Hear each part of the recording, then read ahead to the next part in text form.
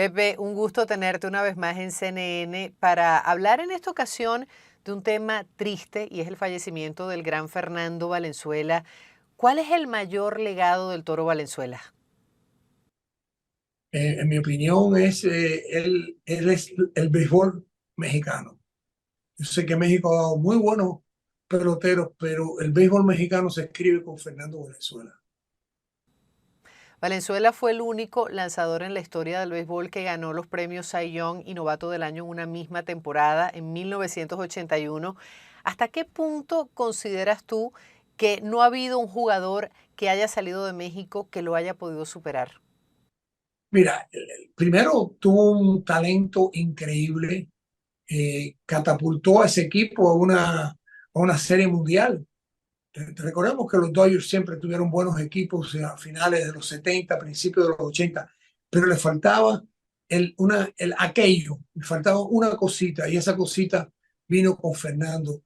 Inclusive recordemos que Fernando no comenzó la temporada con ellos, sin embargo, empezó a tener unas actuaciones increíbles, no solamente dentro, pero fuera del terreno.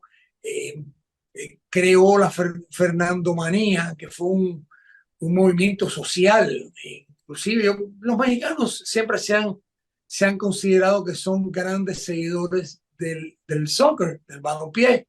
Sin embargo, Fernando los llevó a que el béisbol ese año para ellos fue único. Y yo sé que él tuvo muchos años buenos, pero ese fue un año que inclusive él lo ha dicho en varias ocasiones, de que ese fue su año. Sí, 1981 fue ese vendaval Valenzuela que entró a las mayores como novato, año que también gana su primera serie mundial con los Dodgers. ¿Qué tenía ese lanzador zurdo que lo catapultó al estrellato? Mira, te lo digo porque esto lo he comentado en muchas ocasiones. Fernando tenía un ángel de ganador. Hay peloteros que son buenísimos, tal vez fueron mejores que Fernando, pero no tienen el aquello que falta, que si la pelota da en un lugar y se va y ganas. Fernando tenía ese ángel. Fernando, es más, recuerdo que le ganó a los Yankees en una serie mundial donde los Yankees le batearon tremendamente, no solamente dándole imparables, pero dándole durísimo a la pelota, y Fernando ganó ese juego. Y esa fue la carrera de Fernando Valenzuela, que cuando él salía a pichar, ganaba. Hay que hablar de Fernando Valenzuela y hay que hablar de un lanzamiento que lo caracterizó a lo largo de su carrera y es el lanzamiento de tirabuzón. Esa fue su arma secreta. ¿En qué consiste? Mira, el tirabuzón que es el screwball, una pelota que se tira, que va hacia una esquina, que lanzada por los zurdos es dificilísima, dificilísima, dificilísima. Y te voy a decir algo de ese lanzamiento. Fernando tuvo el hombre que firma a Fernando es Mike Brito, el gran scout cubano Mike Brito, que firmó a más de 30 y tantos mexicanos. Y Fernando, cuando empezó, que era un talento increíble, y esto fue comentario que yo tuve con Mike Brito, y Mike Brito, cuando Fernando tenía ciertos problemas creciendo en la organización, él le mencionó de un lanzador zurdo, que es uno de los grandes lanzadores zurdos de Latinoamérica, que es Mike Cuellar. Y a Mike Cuellar lo que lo hace es el lanzamiento de tirabuzón. Y Mike Brito le dijo, cuando tú domines este lanzamiento, tú vas a ser un gran lanzador. Y así mismo fue, lo dominó como nadie. Y luego no tenía miedo en tirarlo. Fernando era un hombre, y dicho por él mismo, que él tenía una confianza en sí tremenda. Y bueno, el legado que está dejando. ¿Por qué le llaman el lanzamiento prohibido? Porque no todo el mundo lo puede tirar. Porque un tiro, tienes que ser un experto. O sea, es un lanzamiento que no es normal. Entonces, es igual que el famoso, la de nudillo. Nadie puede tirarla. Tú no puedes enseñar a nadie a tirar un nudillo. Sí, puedes enseñarlo a las mecánicas, pero no puedes tirarlo. Entonces, el que se convierte en un gran lanzador de nudillo, bueno, pues ahí está, es un gran lanzador. Lo mismo con el tirabuzón. Y yo creo que, en mi opinión, el tirabuzón de él y de Mike Cuellar son para la historia. También hay un riesgo físico al hacer ese tipo de lanzamientos, ¿no? Totalmente, totalmente. Tu brazo va en contra o sea, va en contra de la mecánica. Curiosamente, Pepe, el talento deportivo de Valenzuela no se puede decir que no era inmenso, pero contrastaba mucho con su timidez y con su reserva.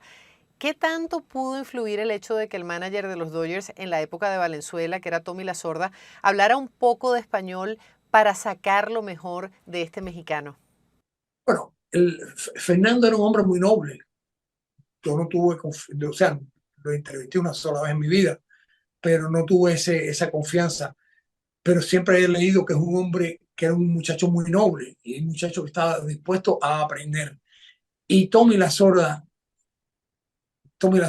para el béisbol es una de las cosas más grandes que yo he visto en los últimos 40 años.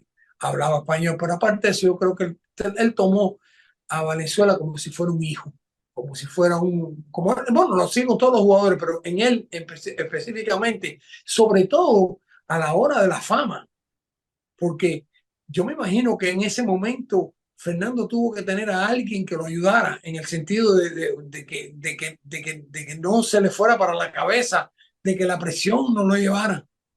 Y yo creo que sí, definitivamente Tommy Lasorda para ese equipo era no solamente para Fernando, para todo el mundo.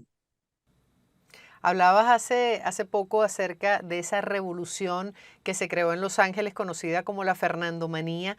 Para esos aficionados más jóvenes al béisbol que nos están viendo, ¿cómo la puedes explicar? Porque tú la viviste. ¿En qué consistía? Mira, vamos a ser sinceros, si tú ves a Fernando Valenzuela, no era un hombre atlético, no era un hombre alto, no era un hombre con un físico, más bien sobre la gordura. Y yo creo que el aquello de que todas las personas pudieron identificarse de que no tenía una fisicultura última, pero que podía ganar. Y yo creo que eso fue lo que su nobleza, su manera de contestar. Y Fernando, bueno, fíjate que la palabra Fernandomanía, que yo me imagino que eso vino de cuando los virus, que era viromanía y cabeza, pero desde esa época no hay nada hasta que se convirtió en la otanimanía. Y es a lo único que me puedo imaginar, valga la diferencia de años, fue a lo que es hoy en día la otanimanía, Ujú. que es el aceptar, el sentirse agradecido que tenemos ese jugador en este equipo. Y eso es lo que fue Fernando. Como te digo, un hombre noble, un hombre que demostraba, era el hombre común, era el hombre de calle, no era no una persona que venía de haber tenido un padrino, o sea, había pagado su deuda antes de llegar a las grandes ligas. Me encanta esa definición, el hombre común que con talento demostró que podía ser el más grande en ese momento. Y sí, hubo mucho furor en esa época con los aficionados. Yo estoy leyendo que muchos, incluso anglos, se esforzaban por aprender algo de español. Y mencionas ahora la otanimanía, pero yo me pregunto, ¿hasta qué punto los fans en este momento se han interesado por aprender japonés? No creo, no creo. Yo creo que si, si hay alguien que le dio un impulso al idioma español, fue Fernando Valenzuela en esa época. Y luego yo te digo, yo creo que Fernando Valenzuela, cuando se hable de los atletas mexicanos, tiene que estar hablando de uno de los mejores atletas mexicanos. Yo sé que él no fue boxeador y no fue jugador de fútbol, pero fue un gran pelotero. ¿Cómo debemos recordarlo? Como lo era él, sencillo, y ganador. Y yo creo que eso lo vamos a estar viendo. Yo creo que de Fernando, vamos a estar, esta va a ser la serie mundial de Fernando Valenzuela. Porque no importa lo que pase, el nombre de él va a estar enseñándose su cara, o sea, su imagen, su nombre va a estar siendo mencionado todos los días. Se pondrá un parche, va a haber un minuto de silencio en ese primer juego, en fin. Pero como para tu pregunta, ¿cómo lo recordaremos? Yo creo que un hombre sencillo y luego al mismo tiempo que el bueno puede ganar. Pepe, como siempre, un gusto conversar contigo. No, gracias a ti por la invitación.